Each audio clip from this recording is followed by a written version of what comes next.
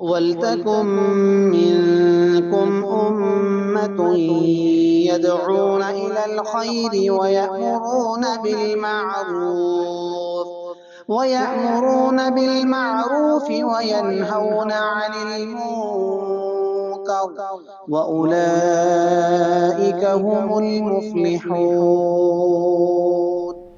الحمد للہ رب العالمین والصلاة والسلام علی رسولہ الکریم وعلی آلہ وصحبہ اجمعین واشہد ان لا الہ الا اللہ واشہد ان محمدا عبدہ ورسولہ۔ جب نبی کریم صلی اللہ علیہ وسلم نے علانیہ دعوت و تبلیغ کا آغاز کیا تو مشرکین مکہ نے اسلامی دعوت کا کام تمام کرنے کے لیے لوگوں کو دین اسلام سے روکنے کے لیے بہت سارے حربے استعمال کیے۔ آج کی کلاس میں مشرکین کے ان حربوں کا ذکر کیا جائے گا، ان کی ان تدابیر اور چالوں کا ذکر کیا جائے گا۔ اسلامی دعوت کا کام تمام کرنے کے لیے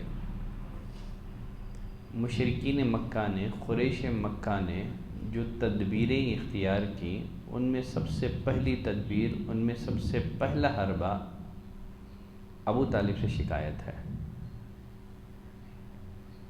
چونکہ نبی کریم صلی اللہ علیہ وسلم ابو طالب کی حمایت میں تھے، اس لیے قریش مکہ ابو طالب پر اثر انداز ہونے کی کوشش کی تاکہ وہ ڈر کر اپنے بھتیجے کو دین اسلام کی تبلیغ کرنے سے روک دے، یا کم از کم آپ کی حمایت سے دستبردار ہو جائیں، آپ کی مدد سے ہاتھ اٹھا لیں۔ چنانچہ اس مقصد سے ان کے بڑے بڑے سردار نبی کریم صلی اللہ علیہ وسلم کے چچا ابو طالب کے پاس گئے اور کہنے لگے ان ابن اخیک قد سب آلہتنا، آپ کا بھتیجا ہمارے معبودوں کو گالی دیتا ہے، وعاب دیننا، اور ہمارے دین میں کیڑے نکالتا ہے، ہمارے دین کی تردید کرتا ہے، وصفح احلامنا، ہمیں بیوقوف بتاتا ہے، ہماری عقلوں کو بیوقوف بتاتا ہے، اور ہمارے آبا و اجداد کو گمراہ قرار دیتا ہے۔ فَإِنَّكَ عَلَى مِثْلِ مَا نَحْنُ عَلَيْهِ مِنْ خِلَافِهِ، آخر آپ بھی تو ہماری طرح اس کے دین کے مخالف ہیں، آپ کی بجائے ہم خود اس سے نمٹ لیں گے، آپ اپنے بھتیجے کو روک دیں، یا تو پھر ہمارے اور اس کے درمیان سے ہٹ جائیں، ہم خود اس سے نمٹ لیں گے۔ فقال لهم ابو طالب قولا رفیقا، ابو طالب نے نرمی سے ان کو سمجھایا، اچھے طریقے سے مطمئن کر دیا، چنانچہ وہ لوگ چلے گئے۔ تو یہ سب سے پہلا حربہ تھا جو انہوں نے استعمال کیا، ابو طالب سے شکایت۔ لوگوں کو دین اسلام سے روکنے کے لیے مشرکین مکہ نے جو حربہ استعمال کیا تھا، ان میں دوسرا حربہ ابو طالب کو دھمکی ہے۔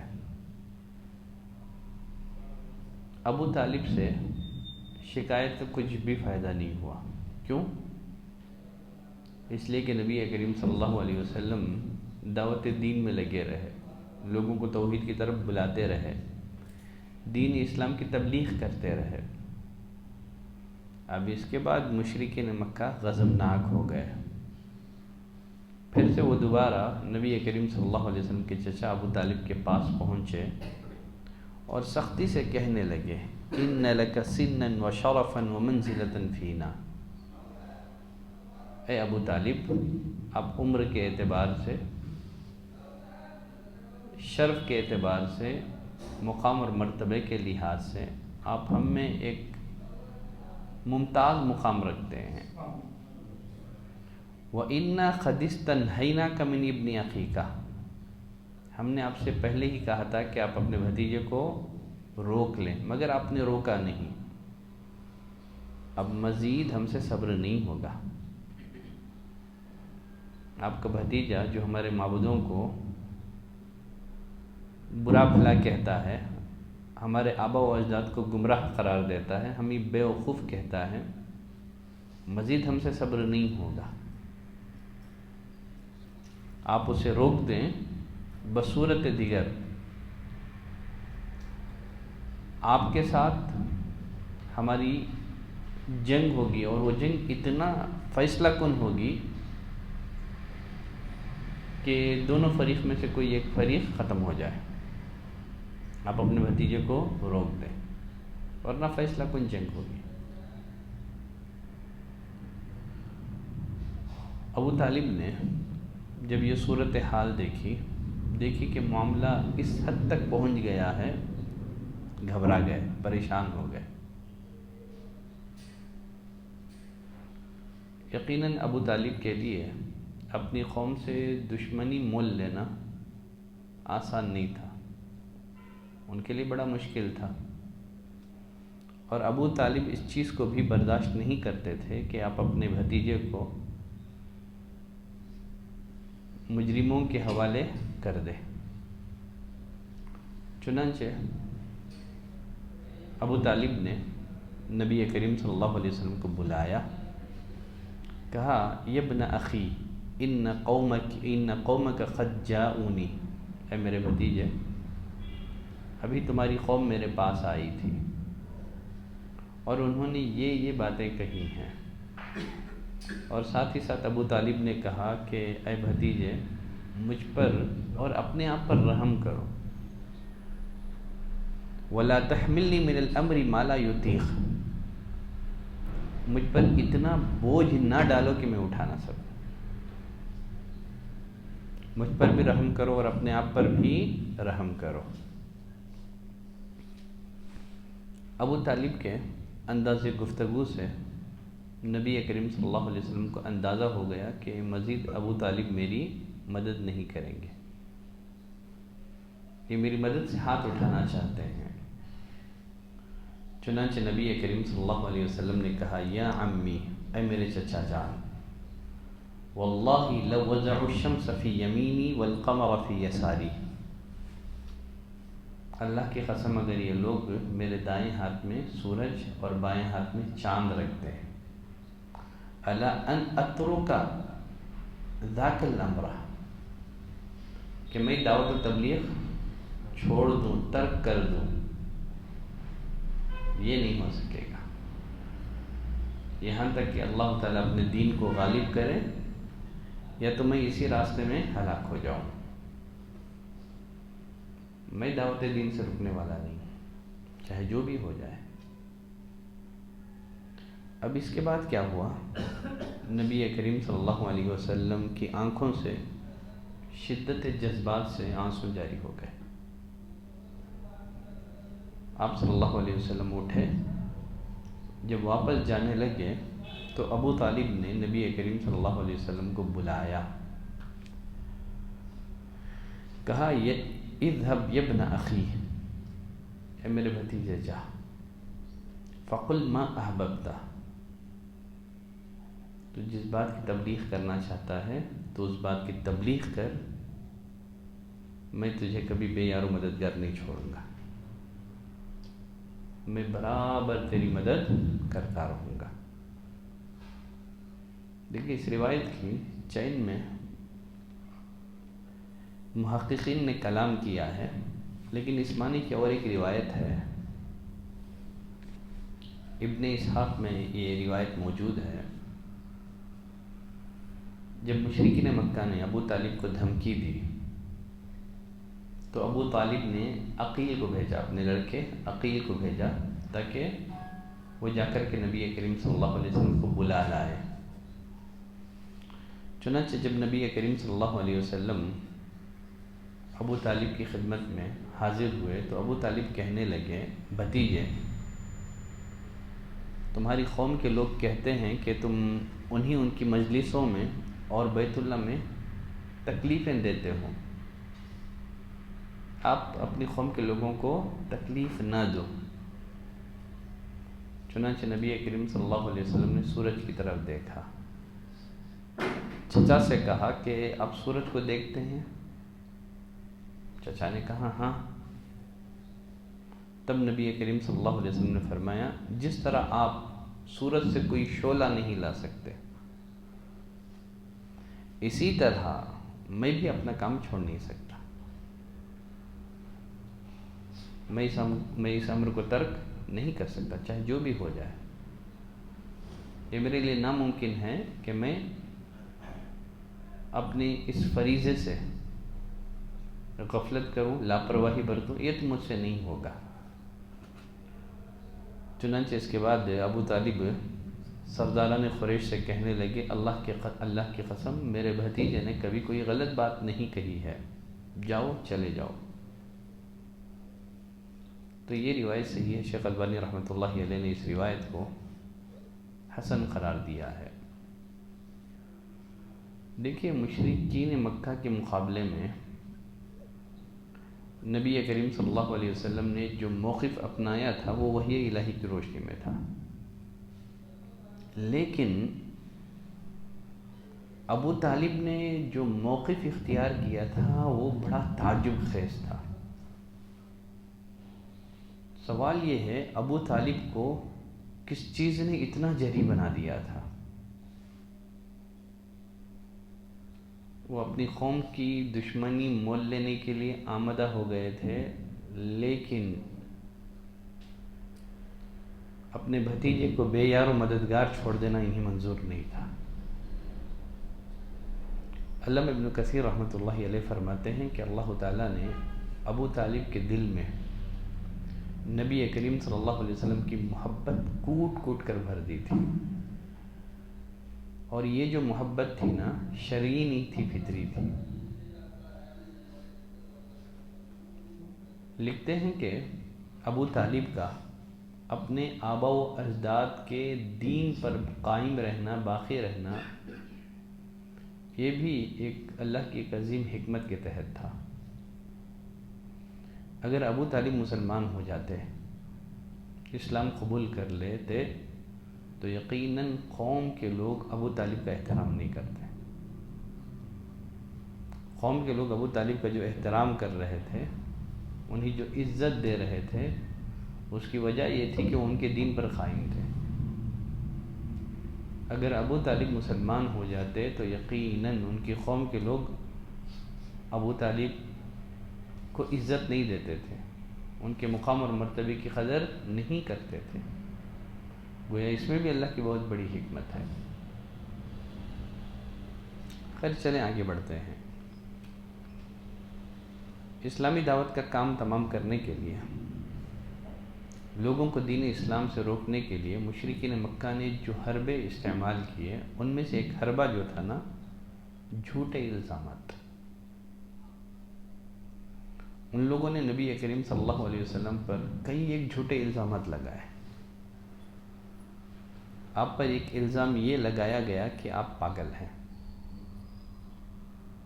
جیسے اللہ نے فرمایا وَقَالُوا، ان لوگوں نے کہا، مشرکین نے کہا، مجرموں نے کہا، یا ایھا الذی نزل علیہ الذکر انک لمجنون، اے وہ جس پر ذکر اتارا گیا ہے، تو پاگل ہے۔ تو نبی کریم صلی اللہ علیہ وسلم کو پاگل کہا گیا، اور ایک جگہ اللہ نے فرمایا وَيَقُولُونَ إِنَّهُ لَمَجْنُونَ، وہ لوگ کہتے ہیں یہ شخص تو پاگل ہے۔ سورہ قلم میں اللہ نے فرمایا مَا أَنْتَ بِنِعْمَةِ رَبِّكَ بِمَجْنُون، آپ اپنے رب کے فضل سے مجنون نہیں ہے۔ تو لوگوں کو آپ سے متنفر کرنے کے لیے آپ کو پاگل کہا گیا۔ ساتھ ہی ساتھ آپ پر جادو کا الزام لگایا گیا کہ آپ جادوگر ہیں، آپ پر جادو کر دیا گیا ہے، جیسے اللہ نے فرمایا وَعَجِبُوا أَنْ جَاءَهُم مُنذِرٌ مِّنْهُمْ، ان لوگوں کو تعجب ہے کہ ان کے پاس انہی میں سے ایک ڈرانے والا آیا ہے۔ وَقَالَ الْكَافِرُونَ، کافروں نے کہا ھذا ساحر کذاب، یہ جھوٹا جادوگر ہے۔ تو آپ صلی اللہ علیہ وسلم کو جادوگر کہا گیا۔ وقال الظالمون ان تتبعون الا رجلا مسحورا، ظالموں نے کہا تم ایک ایسے شخص کی پیروی کرتے ہو جس پر جادو کیا گیا ہے۔ دیکھیے، جہری دعوت کے آغاز کو کچھ ہی عرصہ ہوا تھا، حج کے ایام آ گئے، حج کا موسم قریب آ گیا۔ مشرکین مکہ کو اب فکر لاحق ہوئی، اس لیے کہ آپ صلی اللہ علیہ وسلم موسم حج میں گھوم گھوم کر لوگوں کو دعوت دیں گے۔ اب انہی تشویش اور فکر لاحق ہوئی، کہیں یہ لوگوں کا عقیدہ، لوگوں کا دین نہ بدل دے، کہیں اسلام مکے کے دیگر قبائل میں پھیل نہ جائیں، ان لوگوں کو تشویش لاحق ہوئی۔ چنانچہ قریش مکہ کا ایک وفد، ایک جماعت ولید بن مغیرہ کے پاس آئی۔ ولید بن مغیرہ یہ تھوڑا عمر میں بڑا تھا، سردار قسم کا تھا۔ چنانچہ جب یہ لوگ ولید بن مغیرہ کے پاس آئے، ولید بن مغیرہ نے کہا کہ دیکھو حج کا موسم قریب آ رہا ہے، تم اس شخص کے بارے میں کسی ایک رائے پر اتفاق کر لو، اختلاف نہ کرو، ورنہ کیا ہوگا، تم خود ایک دوسرے کو جھٹلا دو گے، ایک دوسرے کی تکذیب کر دو گے، اس لیے اس آدمی کے بارے میں کسی ایک رائے پر اتفاق کر لو۔ ایسا نہ ہو کہ کوئی کہے جھوٹا ہے، کوئی کہے جادوگر ہے، کوئی کہے کاہن ہے، کوئی کہے پاگل ہے، اس طرح تم خود ایک دوسرے کی تکذیب کر بیٹھو گے، اسی لیے بہتر ہے کسی ایک رائے پر اتفاق کر لو اور تمام حاجیوں کو باخبر کر دو۔ ان لوگوں نے کہا فَأَنْتَ يَا أَبَا شَمْسٍ فَقُلْ وَأَقِمْ لَنَا رَأْيًا نَقُولُ بِهِ، اے عبد شمس، آپ ہی کو یہ رائے طے کر دیں، ہم آپ کی رائے کو اختیار کر لیں گے۔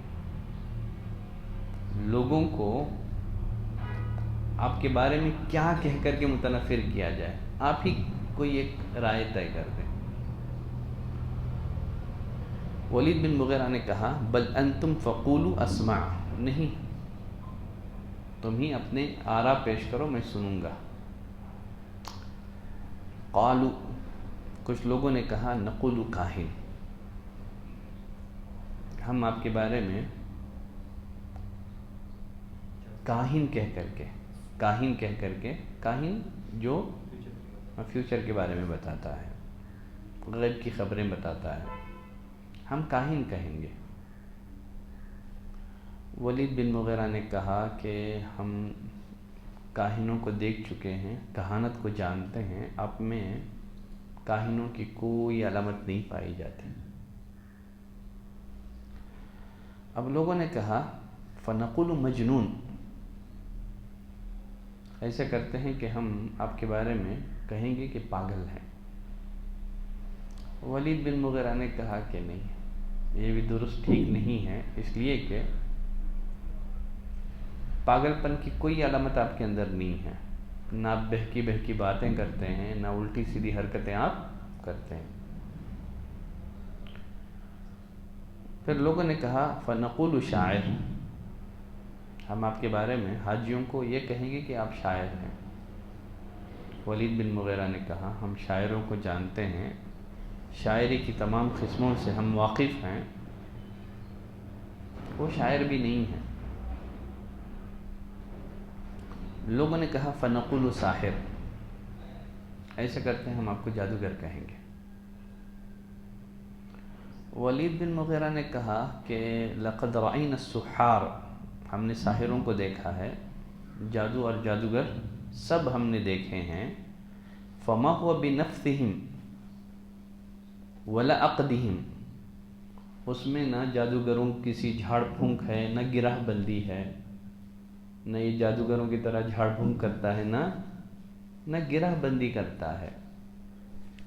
اب لوگوں نے کہا فما نقول یا عبد الشمس، پھر کہیں تو کیا کہیں؟ اب اس وقت ولید بن مغیرہ نے کہا واللہ ان لہ لحلاوہ، اللہ کی قسم اس کی بات میں ایک عجیب مٹھاس ہے، شیرنی ہے، وَإِنَّ عَلَيْهِ لَطَلَاوَةً، اس کی گفتگو میں عجیب تر و تازگی ہے، وَإِنَّ أَعْلَاهُ لَمُثْمِرٌ، اس کا اوپری حصہ بڑا پھلدار ہے اور اس کا نیچے کا حصہ بڑا راحت بخش ہے، وَمَا يَقُولُ هَذَا بَشَرٌ، یہ کسی انسان کا کلام نہیں ہو سکتا ہے، اور ساتھ ہی ساتھ کہنے لگا وَمَا أَنْتُمْ بِقَائِلِينَ مِنْ هَذَا شَيْئًا إِلَّا عُرِفَ أَنَّهُ بَاطِلٌ، تم جو کچھ بھی کہو گے لوگوں کو واضح ہو جائے گا کہ وہ باطل ہے، اس لیے کہ جتنی باتیں تم نے پیش کی، جتنے آراء تم نے پیش کی، کوئی علامت آپ میں نہیں پائی جاتی، تم جو بھی کہو گے محمد کے بارے میں صلی اللہ علیہ وسلم، لوگوں کو معلوم ہو جائے گا کہ باطل ہے۔ ساتھ ہی ساتھ کہنے لگا وَأَنَّ أَقْرَبَ الْقَوْلِ فِيهِ لِأَن تَقُولُوا شَاعِرٌ، لِأَن تَقُولُوا سَاحِرٌ، زیادہ مناسب یہی ہے کہ تم کہہ دو کہ جادوگر ہے، کیوں؟ جَاءَ بِقَوْلٍ هُوَ سِحْرٌ، اس لیے کہ اس کی بات میں جادو ہے، اس نے میاں بیوی کو، بھائی بھائی کو آپس میں جدا کر دیا ہے، خاندانوں میں اس میں تفریق ڈال دی ہے، تو زیادہ مناسب یہی ہے کہ ہم آپ کے بارے میں کہیں گے کہ آپ ساحر ہیں، جادوگر ہیں۔ چنانچہ اسی رائے پر اتفاق کیا گیا۔ اب جو بھی قافلے آتے، قریش مکہ قافلے والوں کو آپ کے بارے میں یہ کہہ کر کے باخبر کرتے، ڈراتے کہ جادوگر ہیں، ان سے نہیں ملنا۔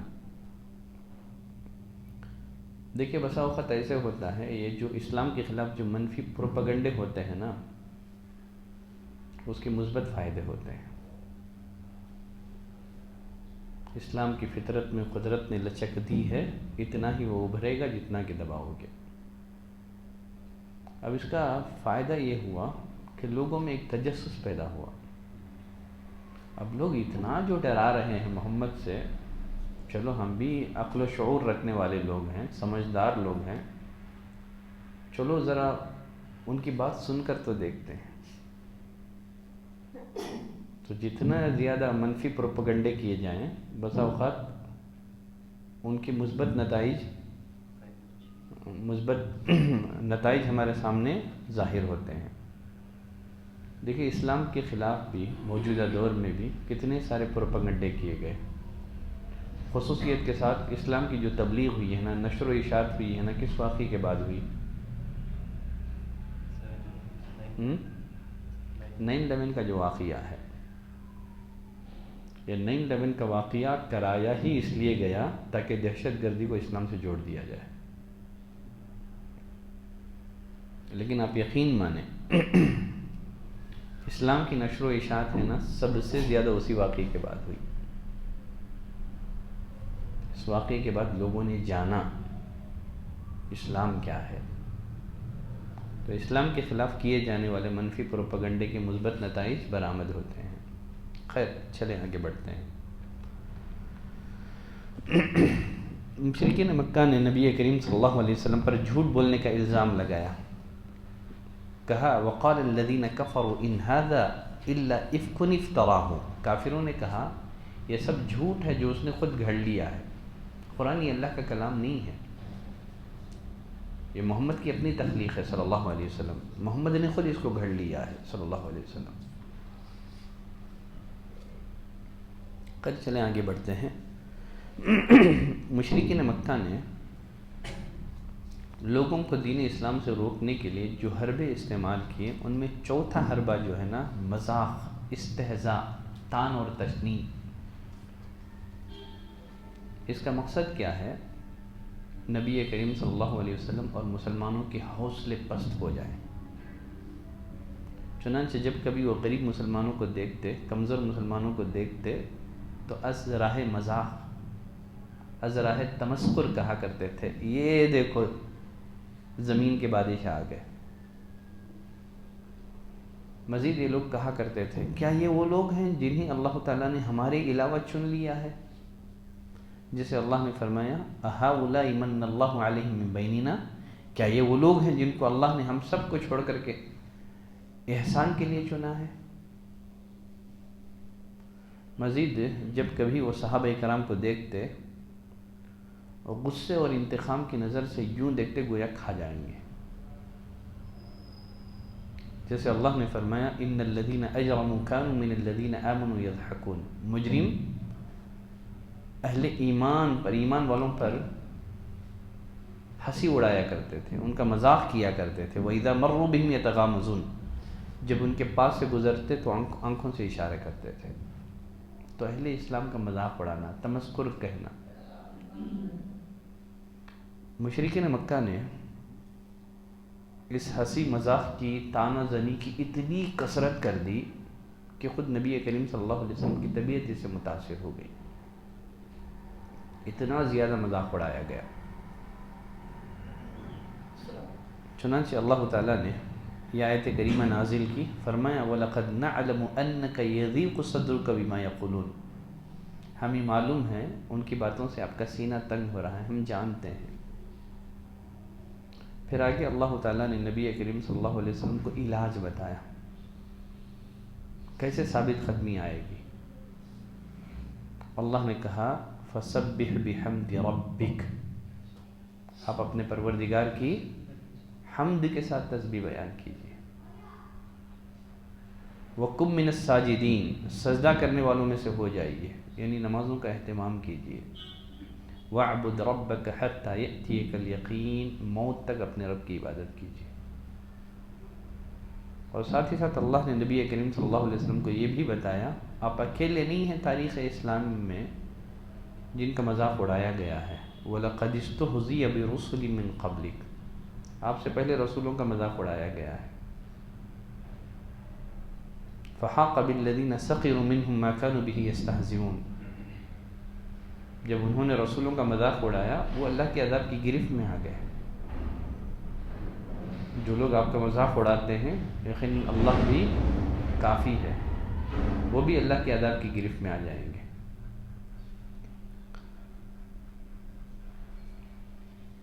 مشرکین مکہ نے لوگوں کو دین اسلام سے روکنے کے لیے جو حربے استعمال کیے، پانچواں حربہ لوگوں کو آپ کی بات سننے سے روکنا۔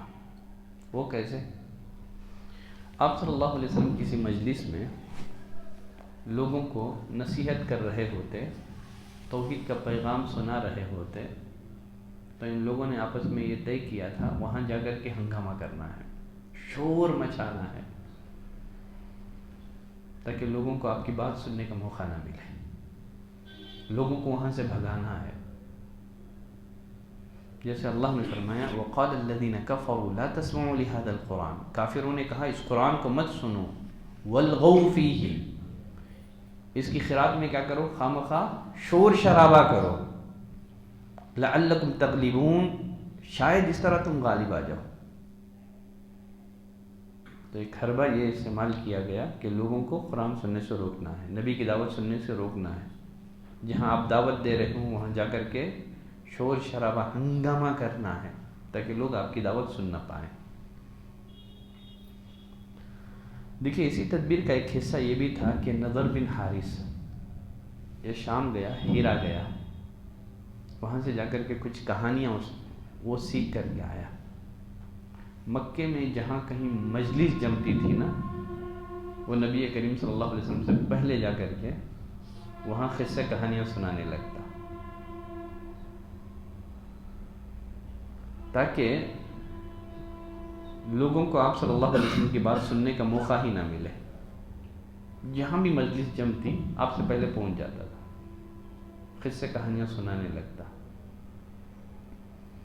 اگر پتہ چلتا کہ آپ صلی اللہ علیہ وسلم کسی مجلس میں بیٹھ کر کے آپ نے وہاں واعظ اور نصیحت کی ہے، آپ کے جاتے ہی وہاں ٹپک پڑتا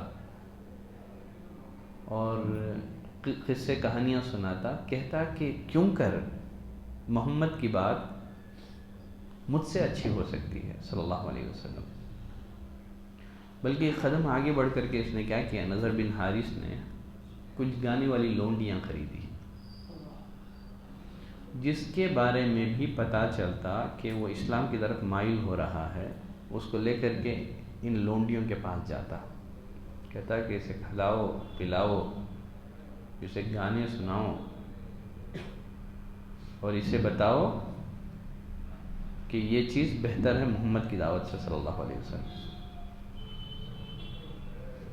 اسی پس منظر میں اللہ تعالیٰ نے یہ آیت کریمہ نازل کی، وَمِنَ النَّاسِ مَن يَشْتَرِي لَهْوَ الْحَدِيثِ، لوگوں میں کچھ ایسے بھی ہیں جو لہو الحدیث خریدتے ہیں تاکہ بغیر علم کے لوگوں کو گمراہ کر سکے۔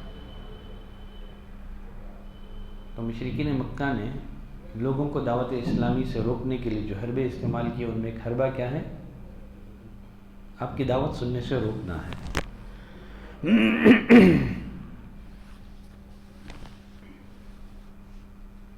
مشرکین مکہ نے لوگوں کو دین اسلام سے روکنے کے لیے یا لوگوں کو نبی کریم صلی اللہ علیہ وسلم سے متنفر کرنے کے لیے جو حربے استعمال کیے، ان میں ایک چھٹا حربہ تھا نا، نبی کریم صلی اللہ علیہ وسلم سے معجزات کا مطالبہ کرنا،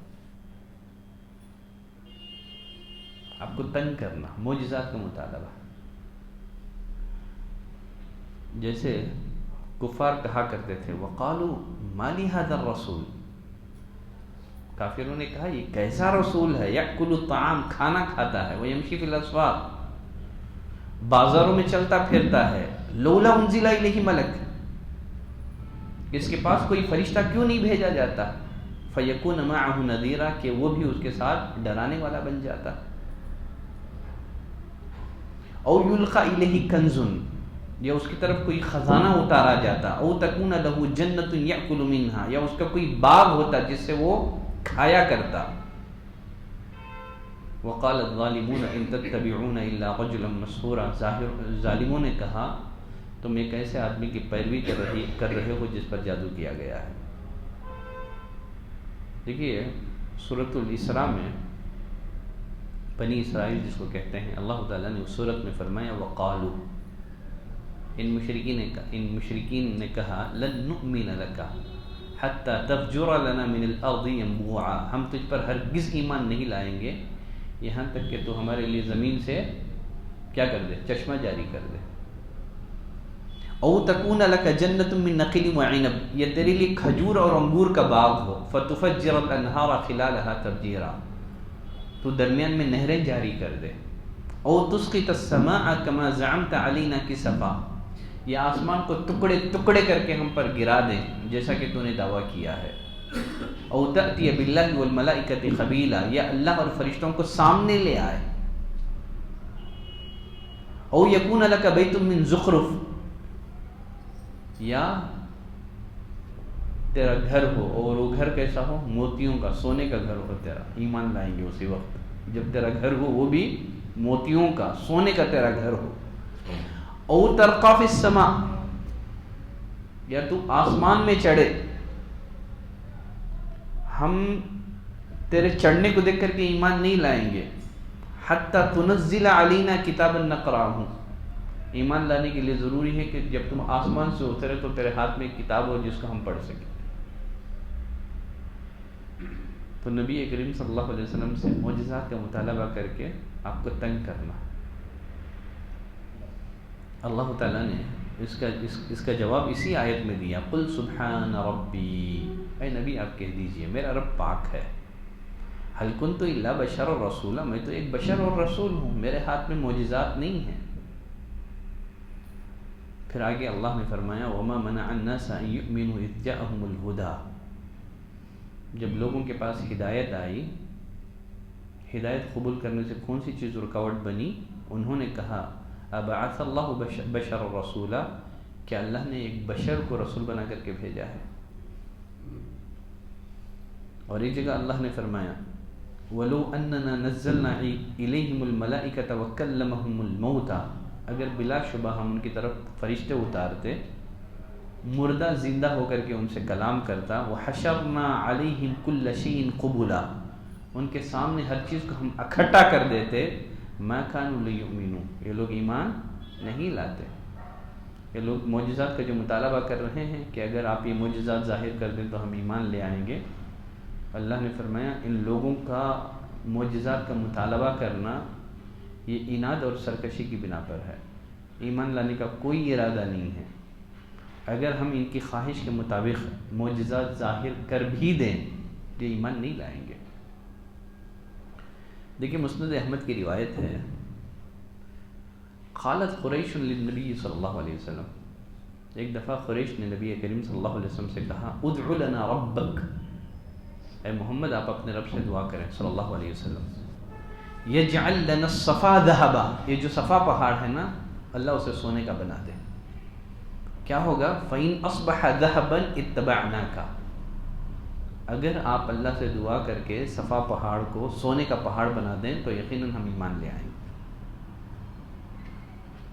فَدَعَا رَبَّهُ، آپ تھے بھی لوگوں کی ہدایت کے بڑے حریص، آپ نے اللہ سے دعا کی. فَأَتَاهُ جِبْرِيلُ علیہ السلام، صحیح روایت ہے، جبریل علیہ السلام تشریف لائے، کہا إِنَّ رَبَّكَ يُقْرِئُكَ السَّلَامَ، اے محمد آپ کا رب آپ کو سلام کہتا ہے صلی اللہ علیہ وسلم. وَيَقُولُ لَكَ، آپ کا رب آپ سے کہتا ہے إِن شِئْتَ أَصْبَحَ لَهُمُ الصَّفَا ذَهَبًا، اگر آپ چاہتے ہیں تو ہم صفا پہاڑ کو سونے کا بنا دیتے ہیں.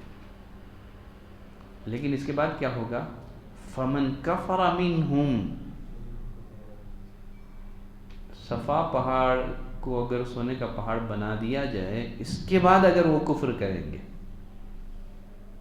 عذبته عذابا لا اعذبه احدا من العالمین، میں انہیں ایسی سزا دوں گا اس جیسی سزا میں نے عالمین میں کسی کو نہیں دی ہوگی. وَإِن شِئْتَ فَتَحْتُ لَهُمْ بَابَ التَّوْبَةِ وَالرَّحْمَةِ، اگر آپ چاہتے ہیں تو میں ان کے لیے توبہ اور رحمت کا دروازہ کھلا رکھتا ہوں. کیا پسند کریں گے آپ؟ کہا نبی کریم صلی اللہ علیہ وسلم نے بل باب التوبۃ والرحمہ، اللہ میں چاہتا ہوں کہ توبہ اور رحمت کا دروازہ ان کے لیے کھلا رہے.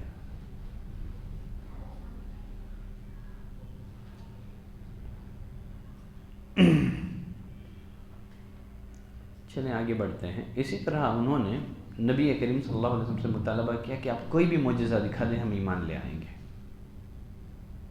چنانچہ نبی کریم صلی اللہ علیہ وسلم نے معجزہ دکھایا ان کو. کون سا معجزہ؟ شق قمر کا معجزہ. ایمان لائے؟ نہیں لائے.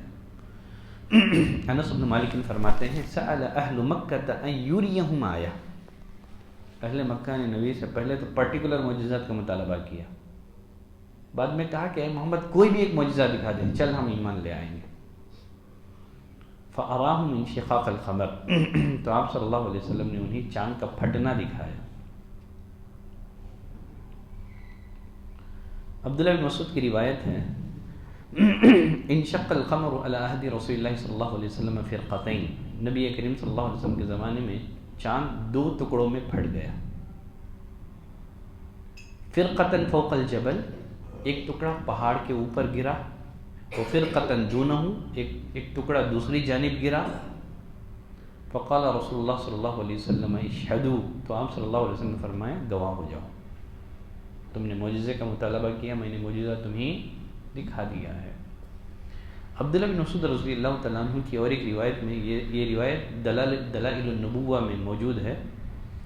عبداللہ بن مسعود فرماتے ہیں انشق القمر بمکہ، مکے میں چاند شق ہو گیا، پھٹ گیا، دو ٹکڑے ہو گئے. حتی صار فرقتین فقال کفار قریش، اتنا بڑا معجزہ انہوں نے اپنے آنکھوں سے دیکھا تو کفار قریش نے اہل مکہ سے کہا ھذا سحر، یہ جادو ہے، ابو کبشہ نے جادو کر دیا ہے تمہاری آنکھوں پر. ساتھ ہی ساتھ کہنے لگی انظروا الصفار، تھوڑا ویٹ کرو، لوگ سفر پہ گئے ہوئے تجارت کے لیے، قافلے، ان سے پوچھو، ان سے دریافت کرو کیا انہوں نے بھی چاند کو 2 ٹکڑے ہوتے ہوئے دیکھا ہے؟ اگر وہ شہادت دے، اگر مسافر کہہ دے کہ انہوں نے دیکھا ہے، تو تب محمد سچا ہے صلی اللہ علیہ وسلم۔ چنانچہ جب قافلے سفر سے واپس ہوئے، ان سے پوچھا گیا کہ تم نے بھی چاند کو 2 ٹکڑے ہوتے ہوئے دیکھا ہے، پھٹتے ہوئے دیکھا ہے؟ لوگوں نے شہادت دی، قافلے والوں نے کہا کہ ہم نے بھی دیکھا ہے، ایمان نہیں لائے۔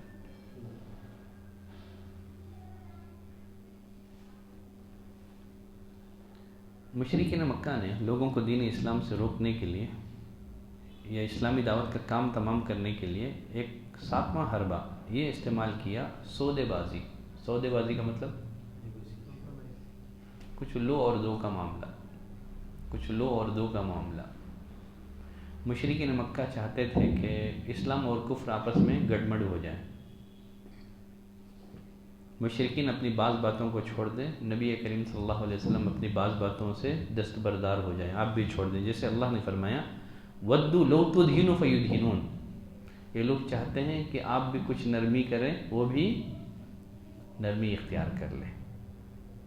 اسی سلسلے میں انہوں نے نبی کریم صلی اللہ علیہ وسلم سے ایک پیشکش کی کہ آپ ایک دن ہمارے معبودوں کی عبادت کریں، ایک دن ہم آپ کے معبود کی عبادت کرتے ہیں، ایک سال آپ ہمارے معبودوں کی عبادت کریں، دوسرے سال ہم آپ کے معبود کی عبادت کرتے ہیں۔ تو اللہ نے کون سی سورت اتاری؟ قُلْ يَا أَيُّهَا الْكَافِرُونَ لَا أَعْبُدُ مَا تَعْبُدُونَ، جن کی تم عبادت کرتے ہو ان کی عبادت کرنے والا نہیں ہوں۔ وَلَا أَنْتُمْ عَابِدُونَ مَا أَعْبُدُ، نہ تم عبادت کرنے والا ہو اس کی جس کی میں عبادت کرتا ہوں۔ پھر آخری آیت لَكُمْ دِينُكُمْ وَلِيَ دِينِ۔ ان سب معاملات میں کمپرومائز، مصالحت کا سوال ہی نہیں ہے توحید اور شرک کے معاملے میں۔ تمہارے لیے تمہارا دین، میرے لیے میرا دین۔ دیکھیے اس طرح کا ایک سودا انہوں نے ابو طالب سے بھی کیا، بڑا عجیب و غریب سودا ہے۔ یہ لوگ ابو طالب کے پاس ایک قریشی نوجوان جس کا نام تھا عمارہ بن ولید، اس کو لے کر کے آئے، کہا یا ابا طالب، اے ابو طالب، ان هذا الفتى انهد فتى في قریش واجمل، یہ جو لڑکا ہے نا عمارہ بن ولید، یہ قریش کا سب سے بہادر اور سب سے خوبصورت نوجوان ہے، آپ کیا کریں؟ فخذہ، آپ لے لیں اس کو، اور مزید آپ کو خون بہا بھی دیں گے ہم آپ کو مزید دیت، خون بہا بھی دیں گے، دیت دیں گے آپ کو۔ یہ جو عمارہ بن ولید ہے نا، آپ اس کو اپنا لڑکا بنا لیں، آپ اس کو اپنا بیٹا بنا لیں۔ وَأَسْلِمْ إِلَيْنَا ابْنَ أَخِيكَ، تمہارا جو بھتیجا ہے نا، آپ اس کو ہمارے حوالے کر دیں،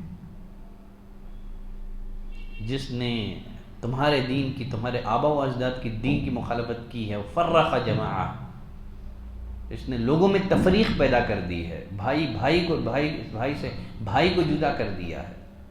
آپ عمارہ بن ولید کو اپنا بیٹا بنا لیں تو آپ کو بیٹا بھی مل گیا، خون بہا دیت سون بھی آپ کو مل گئے، آپ اپنا بھتیجا ہمارے حوالے کر دیں۔ کیا ہوگا؟ کیا کریں گے ہم محمد کا؟ فَنَقْتُلَهُ، ہم قتل کر دیں گے۔ اب یہ سننا تھا کہ مزید کہنے لگے فَإِنَّمَا هُوَ رَجْلٌ بِرَجْلٍ، انسان کے بدلے میں ہم نے تم نے ایک انسان دے دیا۔ ابو طالب نے کہا وَاللَّهِ لَبِئْسَ مَا تَصُومُونَنِي، اللہ کی قسم کیا ہی برا سودا ہے جو تم مجھ سے کر رہے ہو۔ أَتُعْتُونِي ابْنَكُمْ، کہ تم مجھے اپنا بیٹا دو گے کہ میں اسے کھلاؤں پلاؤں؟ وَأُعْتِيَكُمْ ابْنِي، میں اپنا بیٹا تمہارے حوالے کروں کہ تم اسے قتل کر دو؟ کیا ہی برا سودا ہے جو تم مجھ سے کر رہے ہو۔ یہ سودے بازیاں۔ مشرکین مکہ نے لوگوں کو دین اسلام سے روکنے کے لیے جو حربے استعمال کیے، ان میں سے ایک حربہ جو ہے نا، یہودیوں سے رابطہ کر کے ان سے سوالات معلوم کرنا۔ قریش مکہ نے اپنے کچھ لوگ نضر بن حارث اور عقبہ بن ابی معیط ان کی سرکردگی میں مدینہ بھیجا یہودیوں کے پاس. کیوں؟ تاکہ یہود سے مل کر ایسے سوالات سیکھ کر کے آئیں جن کا علم آپ صلی اللہ علیہ وسلم کو نہیں ہے، آپ کو عاجز کرنے کے لیے. یہود نے کہا کہ تم ان سے جو ہے نا اصحاب کہف کے بارے میں، ذوالقرنین کے بارے میں، روح کے بارے میں سوال کرو. چنانچہ یہودیوں سے یہ لوگ سوالات معلوم کر کے آئے. نبی کریم صلی اللہ علیہ وسلم سے جب اصحاب کہف کے بارے میں، ذوالقرنین کے بارے میں، روح کے بارے میں جب سوال کیا گیا تو اللہ تعالیٰ نے کون سی سورت اتاری؟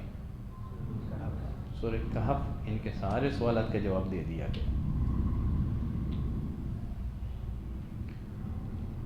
مزید مشرکین مکہ نے لوگوں کو دین اسلام سے روکنے کے لیے جو حربہ استعمال کیا، ان میں سے ایک حربہ جو ہے نا لالچ بھی ہے.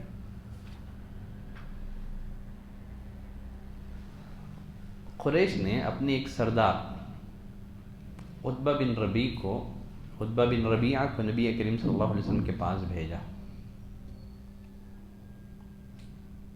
چنانچہ وہ نبی کریم صلی اللہ علیہ وسلم کے پاس آیا، کہنے لگا کہ بھتیجے، تو نسب کے لحاظ سے، خاندان کے لحاظ سے یقیناً بڑے اونچے مرتبے کا ہے تو، لیکن تو نے ایک نیا دین پیش کر کے اپنے قوم میں تفریق ڈال دی ہے.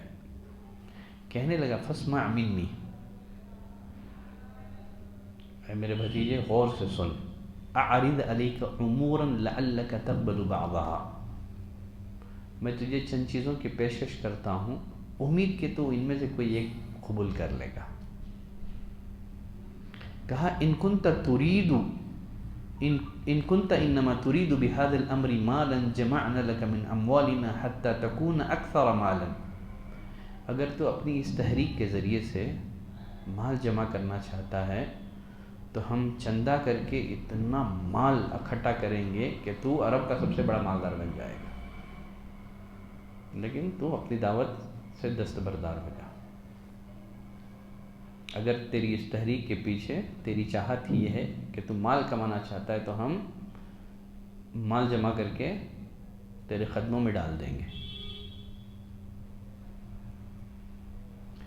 ان كنت انما تريد بهذا الامر شرفا سودناك علينا، اگر تو سرداری کا منصب چاہتا ہے تو ہم کیا کر دیتے ہیں، تجھے اپنا سردار مان لیتے ہیں، تجھے پوچھے بغیر کوئی فیصلہ نہیں کریں گے. وَإِن كُنْتَ تُرِيدُ مُلْكًا، اگر تو بادشاہت چاہتا ہے تو ہم تجھے بادشاہ تسلیم کر لیتے ہیں. مزید اس نے کہا اگر تجھے کوئی یعنی دماغی عارضہ ہے،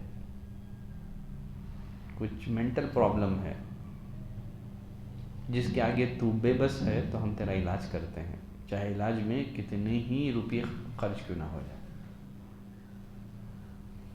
بعض روایتوں سے پتہ چلتا ہے کہ انہوں نے اور ایک بھی پیشکش نبی کریم صلی اللہ علیہ وسلم سے کی. وہ کیا ہے؟ اگر آپ عورتوں کی چاہت رکھتے ہیں، بس آپ اشارہ کر دیں فلاں خاندان کی، فلاں گھرانے کی فلاں لڑکی مجھے پسند ہے، 10 لڑکیوں سے نکاح کرا دیتے ہیں. چنانچہ نبی کریم صلی اللہ علیہ وسلم نے عتبہ بن ربیعہ کی گفتگو سنی، وہ پیشکش کرتا چلا گیا. جب عتبہ اپنی بات سے فارغ ہو گیا تو نبی کریم صلی اللہ علیہ وسلم نے سورہ حامیم کا آغاز کیا. سورہ حامیم کی تلاوت آپ نے شروع کر دی، یہاں تک کہ آپ آیت نمبر 13 تک پہنچ گئے. تو اس میں اللہ تعالیٰ نے قوم ثمود اور عاد پر جو عذابات بھیجے ہیں نا، ان عذابات کا ذکر ہے ان آیتوں میں.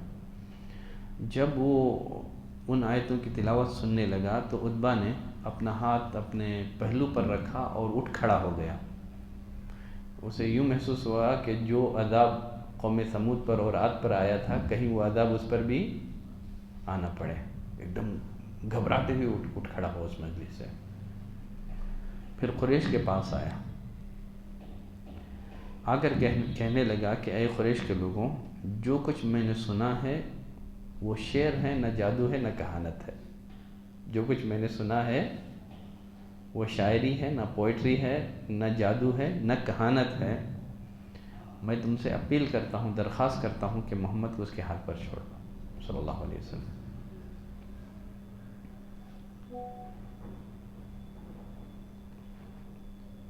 تو یہ سارے حربے مشرکین مکہ نے استعمال کیے، لیکن کچھ بھی نتیجہ نہیں ہے. آپ مسلسل دعوت کیے جا رہے ہیں، لوگوں کو اسلام کی طرف بلاتے جا رہے ہیں، دھیرے دھیرے لوگ مسلمان ہوتے جا رہے ہیں. اب اس کے بعد ان لوگوں نے اور ایک بڑا قدم اٹھایا. وہ بڑا قدم کیا ہے؟ اذیتیں، مسلمانوں کو اذیتیں پہنچانا. پھر اس کے بعد مسلمانوں کا معاشرتی بائیکاٹ بھی کیا گیا. آگے اس کا بھی تذکرہ آئے گا. اب یہ قدم آگے بڑھ کر کے انہوں نے نبی کریم صلی اللہ علیہ وسلم کو بھی اذیتیں پہنچائیں اور مسلمانوں کو بھی اذیتیں پہنچائیں. انشاءاللہ اگلی کلاس میں اسلام کی راہ میں صحابہ اکرام جن آزمائشوں سے گزارے گئے اس کی کچھ جھلکیاں آپ کی خدمت میں انشاءاللہ پیش کی جائیں گی. آج کے لیے اتنی گفتگو کافی ہے. صلی اللہ علی نبینا محمد وعلى آلہ وصحبہ وسلم تسلیما کثیرا. سبحانک اللہم وبحمدک، اشہد ان لا الہ الا انت، استغفرک واتوب الیک.